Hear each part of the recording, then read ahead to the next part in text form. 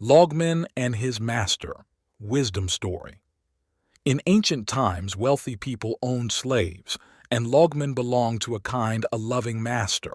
The master had witnessed his devoted slave perform his duties without fail and with total honesty and loyalty through the years. He was as devoted to Loghman as the slave was devoted to him, to such an extent that the master thought he might even love his slave more than his own children.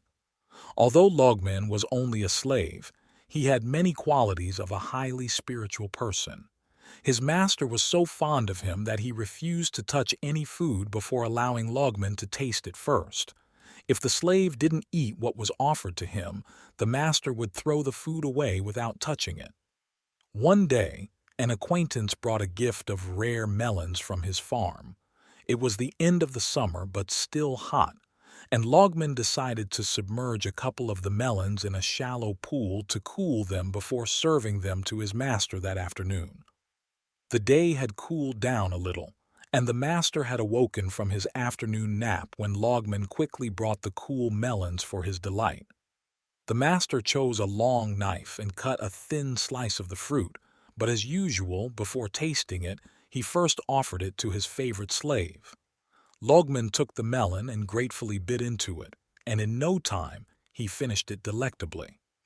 When the master saw how much he had enjoyed the first slice, he cut him another. Loghman ate the second slice with such a craving that his master continued to give him more and more. Finally, there was only one last slice left, and the master thought he'd better taste it himself. With great pleasure, the master took a bit of the delicious-looking melon, but before he could even begin to chew, his mouth was on fire. The melon was so bitter that the master's mouth was immediately covered in blisters, such that he could hardly breathe. It took over an hour for him to regain his composure and speak. "My dear man, how could you eat the entire melon, which was as bitter as poison, and smile at me with such joy in your eyes? Are you your own worst enemy?" he asked with great compassion in his words. "My revered master, all my life you fed me the most delectable foods.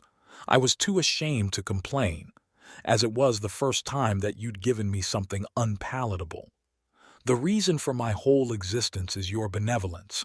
How could I possibly complain about one instance of being served inedible food?